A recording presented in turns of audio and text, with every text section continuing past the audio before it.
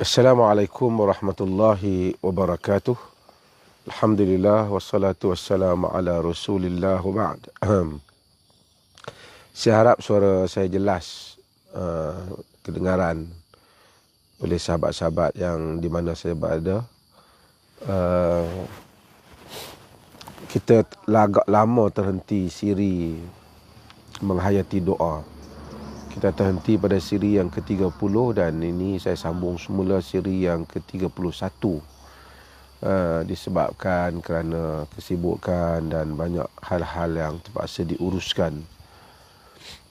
Sebelum saya mulakan, seperti biasa saya minta jasa baik sahabat-sahabat yang hadir dalam live ni supaya tolong sharekan kita punya link ni untuk dikongsi oleh sahabat-sahabat kita yang lain juga.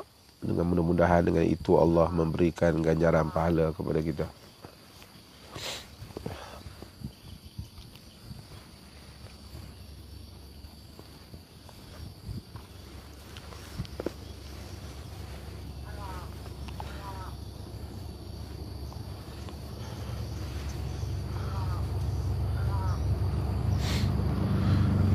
Okey. Alhamdulillah. Biar kita pergi lalu sekejap.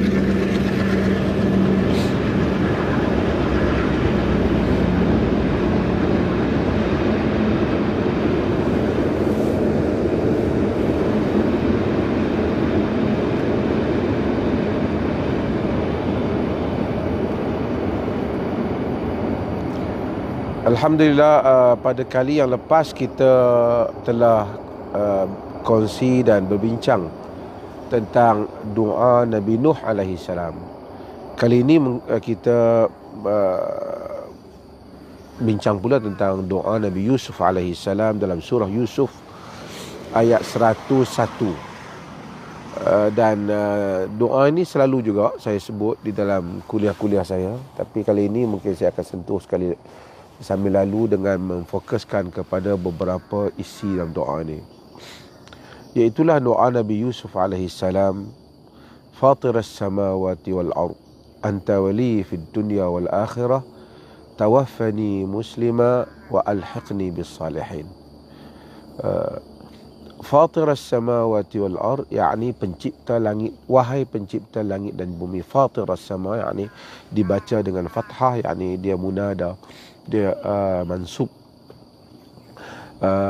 mudaf. Jadi dia diseru Allah Subhanahu wa taala, ya, maksudnya ya Fatiras samawati wal ard, wahai penghias langit dan bumi ataupun pencipta langit dan bumi. Badi'us samawati wal ard, pencipta langit. Anta wali fid dunya wal akhirah, engkau adalah waliku, yakni pelindungku di dunia dan akhirah. Tawaffani muslima, matikanlah aku sebagai seorang muslim. Wa alhiqni bis salihin, dan masukkanlah aku di kalangan orang-orang yang saleh.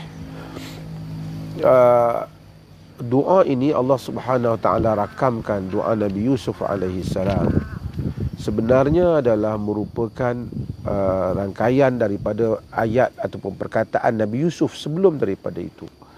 Nabi Yusuf alaihi salam menyebut sebelum daripada itu, Rabbi qad ataitani minal mulki wa 'allamtani ta'wil al-ahadits fatiras samawati wal ard anta wali fid dunya wal akhirah tawaffani muslima wa alhiqni bis salihin.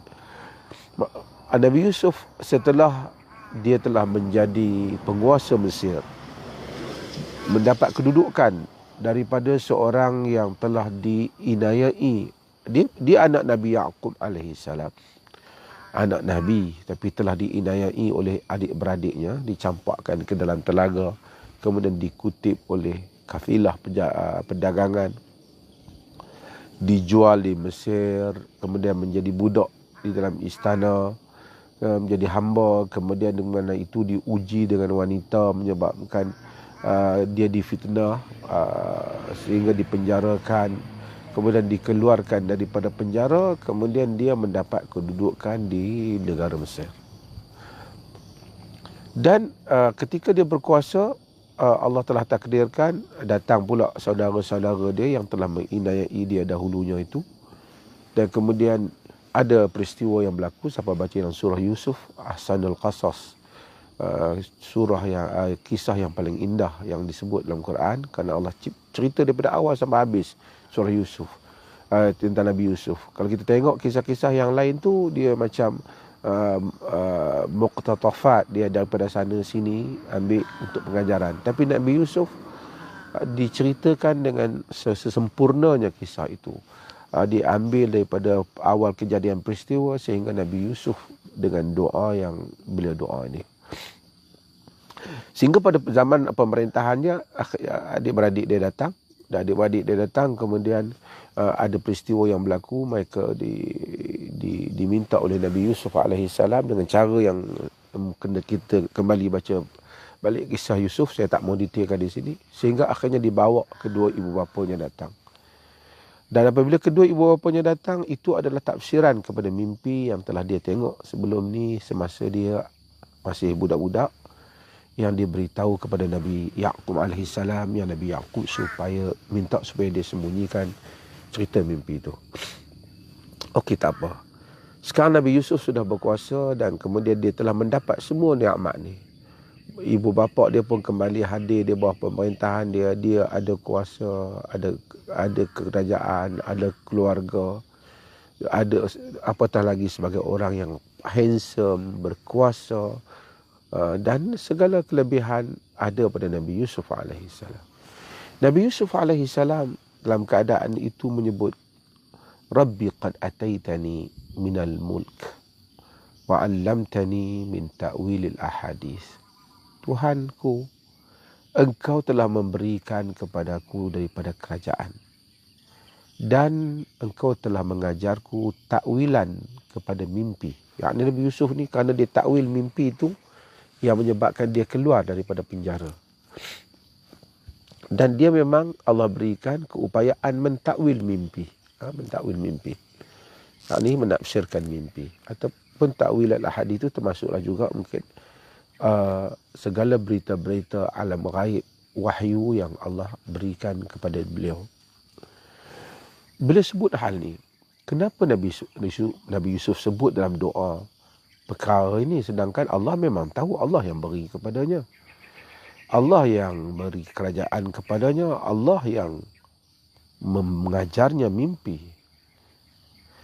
Ini sebenarnya termasuk di dalam menyebut nikmat di dalam doa. Dan ini kita telah sebut contoh-contoh yang banyak yang sebelum ni, yang mana Allah Subhanahu Wa Taala mengulangi ataupun meriwayatkan, memberitahu kepada kita apa yang telah didoakan oleh orang-orang yang terdahulu, cara mereka berdoa, iaitu mereka antaranya mereka menyebut balik nikmat Allah kepada mereka.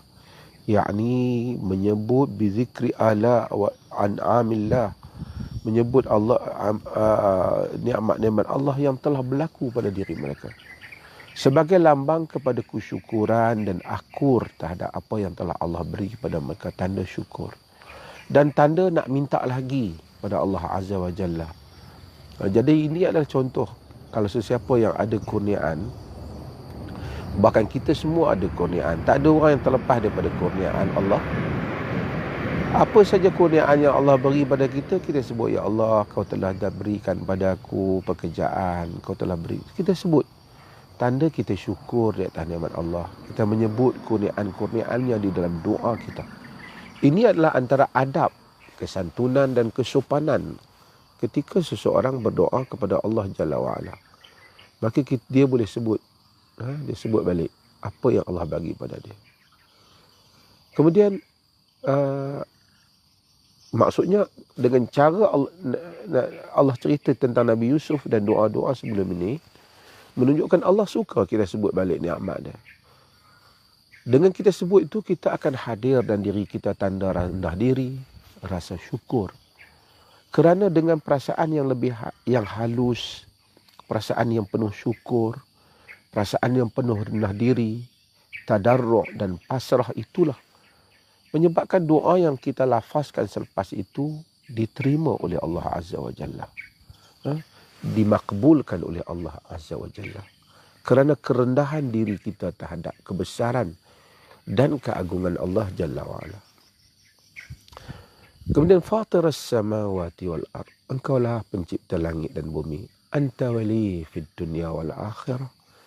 Engkaulah pelindungku di dunia dan akhirat. Memang Allah pelindung kita, tapi bila kita sebut, maksudnya kita mengharapkan Allah lah. Tak ada orang lain aku ni. Kaulah pelindungku dunia dan akhirat. Kau pencipta langit dan bumi. Kau pelindungku dunia dan akhirat. Sebut kebesaran, keagungannya, kemuliaannya. Saya selalu sebut hal ni untuk diri saya dan kita juga. Manusia ni, insan ni tidak ada tempat yang lebih banyak dia berbicara. Meminta, merayu. Melainkan Allah Azza wa Jalla.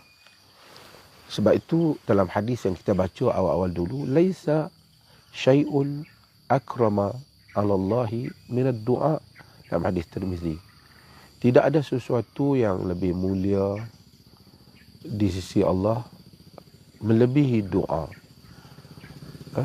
Doa adalah perkara yang paling mulia di sisi Allah. Mengapa doa itu perkara yang paling mulia di sisi Allah? Kerana dengan doa itu menyebabkan kita merendah diri kepada Allah. Kerana ubudiyah itu bukan maksud pergerakan menyembah, mengangkat tangan. Tetapi yang lebih penting itu apa yang ada di dalam jiwa insan.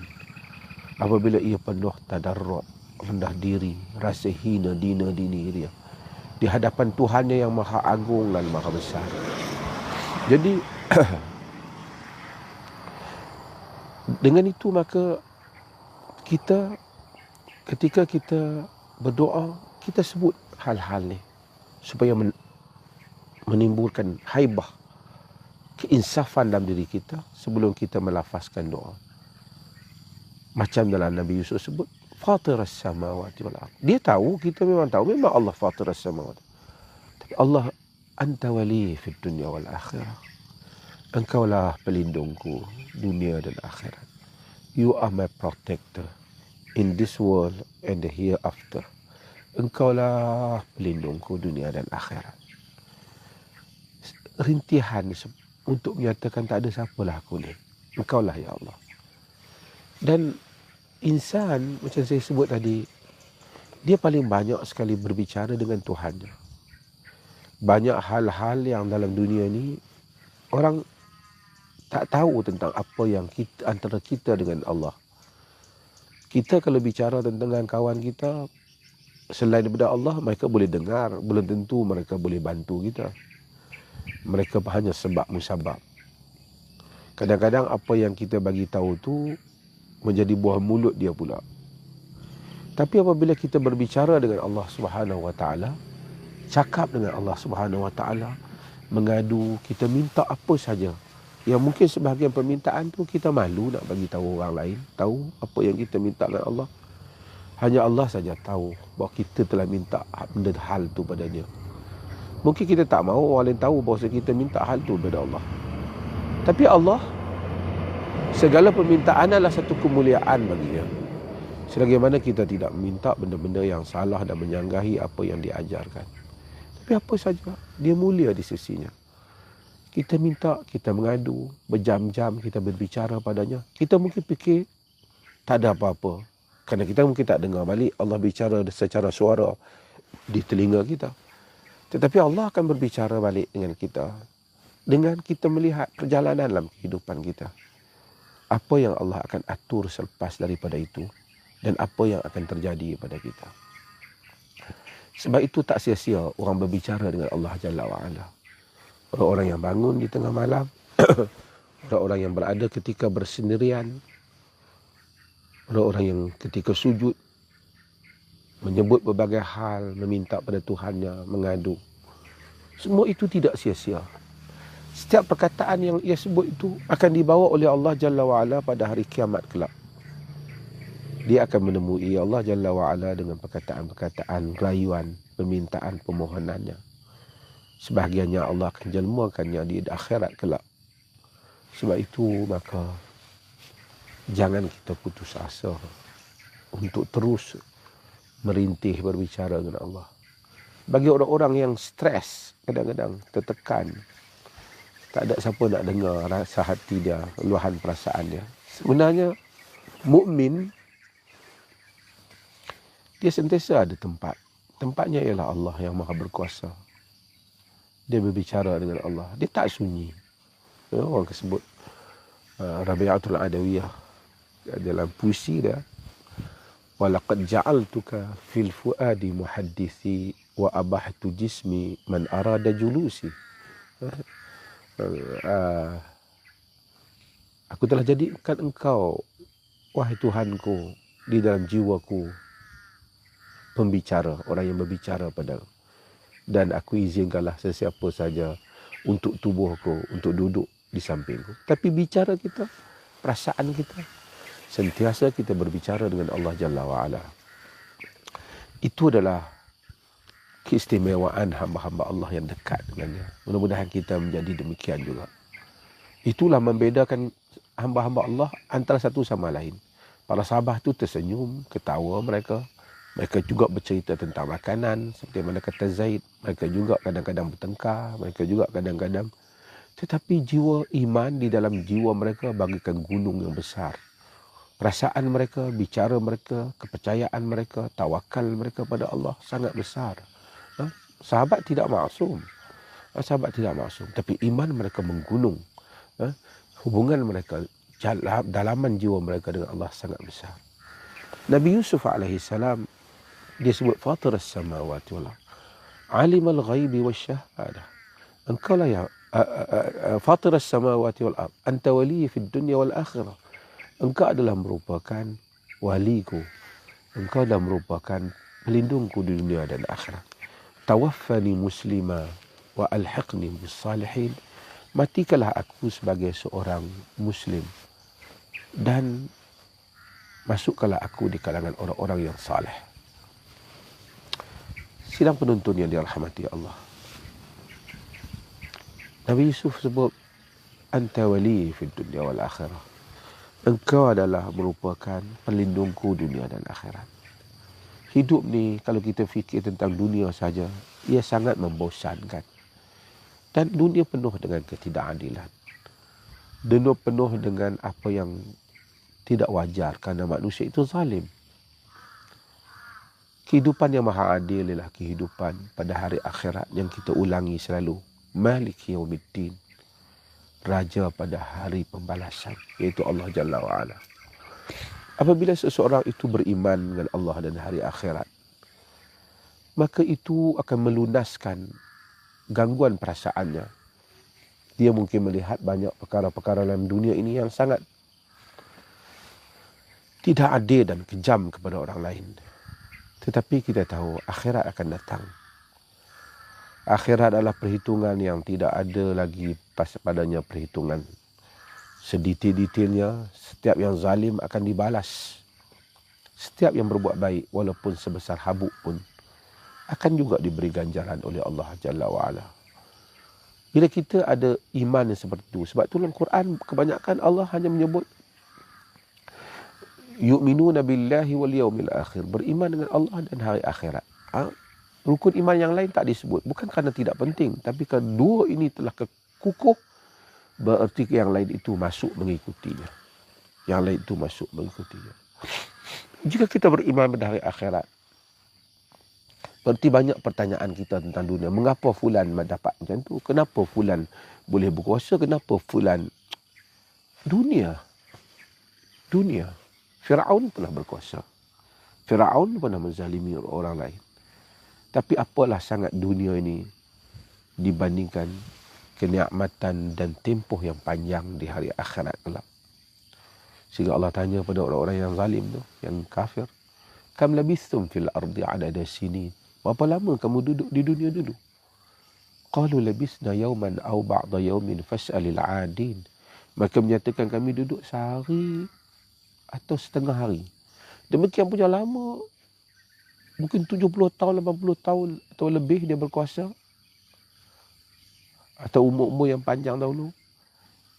Tapi bila balik ke akhirat, bangun, dia terasa macam Dia telah lalui tempoh di dunia sehari atau setengah hari saja. Bayangkan akhirat, berapa lama, berapa jutaan bilion tahun manusia akan lalui. Bayangkan jika kita sekalipun segala keperitan ada dalam dunia ini tidaklah dibandingkan jika dengan satu tempoh saja kita dapat menikmati syurga yang besar. Kerana akhirat adalah segala-galanya. Kenikmatan la ainun ra'at, wala uzunun sami'at, wala khatara ala qalbil bashar.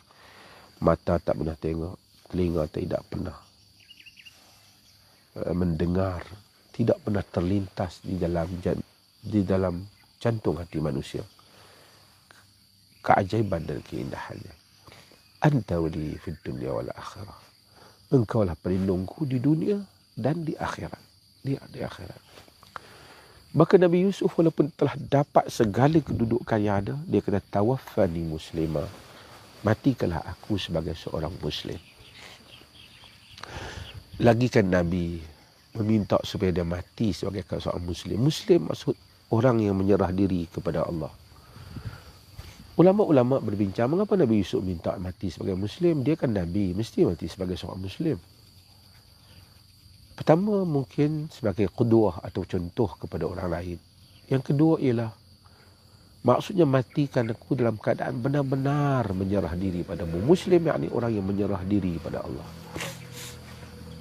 Nabi Yusuf minta tawaffani muslimah. Matikanlah aku dalam keadaan aku Muslim. Quran kata wala tamutunna illa wa antum muslimun. Jangan kamu mati melainkan keadaan kamu itu muslim, yakni menyerah diri pada Allah. Itu yang kita dengar Tok Khatib selalu baca, ya ayyuhallazina amanu taqullaha haqqa tuqatih wa la tamutunna illa wa antum muslimun. Wahai orang-orang yang beriman, bertakwalah pada Allah dengan sebenar-benar takwa. Jangan kamu mati melainkan kamu dalam keadaan menyerah diri pada Allah. Banyak urusan dunia yang kita minta pada Allah. Saya pun banyak minta. Tuan-tuan pun saya rasa memang akan banyak minta. Tapi berapa kali kita sentiasa minta pada Allah supaya kita mati dalam keadaan Muslim. Nyerah diri pada Allah. Padahal kematian adalah permulaan menuju kehidupan yang hakiki, iaitu akhirat. Berapa banyak yang kita minta. Nabi kata, terutama kita yang hidup zaman ni. Nabi kata, badirul a'mal fitanan kaqita'il laylil muzlim. Yusbihu rajulu mu'minan wa yumsi kafira wa yumsi mu'minan wa yusbihu kafira wa yubi'u dinahu bi'aradin minad dunya. Hadis Muslim dan selainnya. Nabi kata, bersegeralah kamu kepada amalan. Kerana akan berlaku fitnah. Seperti potongan-potongan malam yang gelap. Pagi satu orang itu mukmin, petang menjadi kafir, petang mukmin, pagi menjadi kafir. Dia menjual agamanya dengan habuan dunia. Itu Nabi bagi tahu tentang apa yang akan berlaku. Jika kita tahu hal itu, betapalah perlu kita sentiasa minta tawaffani muslimah. Matikanlah aku, ya Allah, sebagai seorang yang Muslim. Menyerah diri pada Allah. Dunia dengan segala percaturannya, kalau kita kurang dapat ke, ataupun nasib kita kurang sikit lah dunia ni ke, it's not big deal actually. Bukanlah terlalu besar. Tetapi kalau akhirat kita tak dapat, mati tidak dalam keadaan menyerah diri pada Allah, itu adalah serugi-rugi hal bagi seluruh kehidupan yang kita lalui ini. Mati dalam husnul khatimah, mati dalam keadaan penyudahan yang baik. Puncak pengharapan kita. Nabi Yusuf setelah mencapai apa yang dia capai daripada dunia ini, wajah yang cantik, anak Nabi, keturunan yang baik, kedudukan, kekuasaan, kekayaan. Akhirnya doanya ialah tawaffani muslimah. Matikanlah aku sebagai seorang Muslim. Orang yang menyerah diri pada Allah. matikanlah aku sebagai seorang Kita ni bukan maksud Nabi Yusuf minta supaya dia cepat mati, tak. Kerana kita tak disuruh jemput minta cepat mati. Nabi Yusuf minta supaya mati dalam keadaan Muslim. Kalau nak mati, mati dalam keadaan Muslim. Kita tak boleh minta cepat mati ni, kerana kalau satu orang dalam keadaan ditimpa dalam keadaan derita, tiba-tiba aku nak mati lah macam ni, kita tak boleh kata macam tu. Lebih baik aku mati, buanglah kalau macam ni. Ramai orang dia fikir mati penyelesaian masalah. Mati ada permulaan kepada kehidupan yang baru, yang ada timbangan kepada segala amalan yang telah kita lakukan. Sebab tu Nabi kata, la yatamannayanna ahadukumul maut lidurrin nazala bih. Jangan satu orang tu bercita-cita mati disebabkan satu kemudaratan yang menimpa dia. Dia sakit, dia minta mati. Tak boleh dia berkata. Fa in kana la budda mutamanniyan, kalau dah tak boleh juga, dia dah tak tahan kah, dia akan ujian tu berat sangat. Falyaqul, dia kata, apa dia kata? Allahumma ahini in kanatil hayatu khairan li wa tawaffani in kanatil wafatu khairan li. Ini hadis Bukhari dan Muslim. Nabi kata, kalau tak boleh juga, dah tak tahan apa juga, kata, ya Allah, hidupkanlah aku jika kehidupan itu baik untuk aku, dan matikanlah aku jika mati itu baik untuk aku. Kita bukan tahu benda apa yang akan datang ke depan ni. Kadang-kadang orang tu jatuh sampai satu masalah, baru 5-4 hari, 6 hari, sebulan masalah, dia kecewa pada rahmat Allah.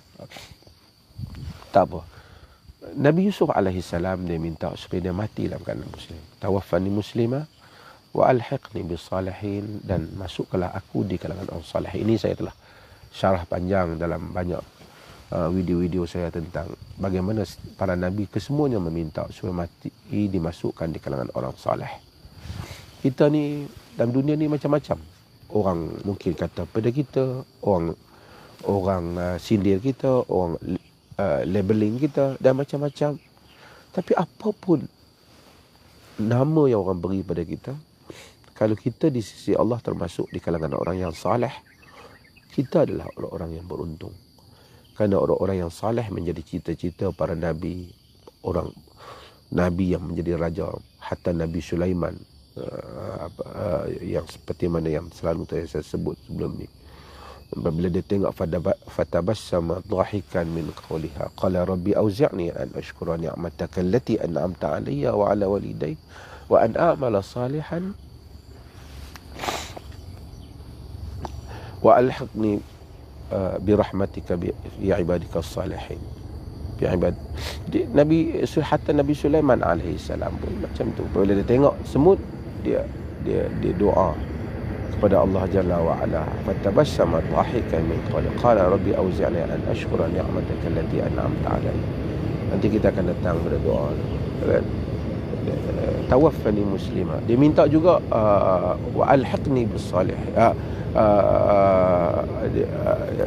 Dia kata rabbi auzi'ni an ashkura ni'mataka allati an'amta 'alayya wa 'ala walidayya wa an a'mala salihan wa adkhilni bi rahmatika fi ibadika as-salihin, dan masukkanlah aku dengan rahmatmu di kalangan hamba-hambamu yang saleh. Wa adkhilni bi rahmatika fi ibadika as-salihin. Itu Nabi Sulaiman yang telah mempunyai kedudukan yang besar, juga meminta supaya Allah masukkannya di kalangan hamba-hambanya yang saleh. Apatah lagi kita ni, kita harap kita masuk di kalangan orang saleh. Di dunia ni macam-macam persatuan, orang masuk, badan tu masuk, orang nak join orang ni, orang nak join orang ni. Penting sangat sebagai orang, kalau dia tak dapat join orang ni, dia tak masuk. Padahal itu semua picisan yang tak ada apa pun makna. Di sisi Allah, yang paling bermakna ialah apabila kita dapat masuk di kalangan orang yang saleh. Maka doa kita setiap hari, tawaffani muslimah wa alhiqni bis salihin, matikanlah aku sebagai orang Muslim dan masukkanlah aku di kalangan hamba-hamba yang saleh, di kalangan salihin. Mudah-mudahan Allah Subhanahu wa taala rahmati kita. Saya tak pasti tuan-tuan dengar suara saya jelas ke tak.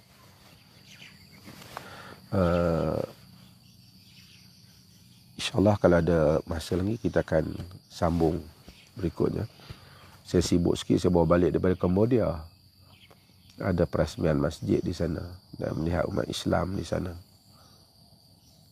Lepas daripada ini ada besok ada dialog dengan pelajar-pelajar di UiTM sempat, dan kemudian akan ada lagi program dialog dengan masyarakat Siam, Sami Siam di salah satu wad Siam yang akan dibuat di tempat saya ni. Mungkin boleh tuan-tuan juga boleh tengok dan tolong doakan yang terbaik. Mudah-mudahan Allah beri keikhlasan pada kita dengan kerja-kerja kita semua yang banyak dalam urusan ini. Hidup berjalan dan kita adalah memenuhi ruang hidup itu seperti mana yang sewajarnya, mudah-mudahan insya-Allah. Terima kasih banyak. Harap tuan-tuan sebelum yang ramai ni tolong share balik kita punya link ni dengan kawan-kawan kita yang lain supaya sama-sama dapat kongsikan. Saya pemandangan di belakang ni bukit ni, di rumah saya ni di belakang. Tuan-tuan doakan supaya di belakang tu dapat saya buat sesuatu yang cantik lah. InsyaAllah. Selepas daripada pagar tu. Saya ada projek sikit Ustaz Mak Rizal. Sekian, wassalamualaikum warahmatullahi wabarakatuh.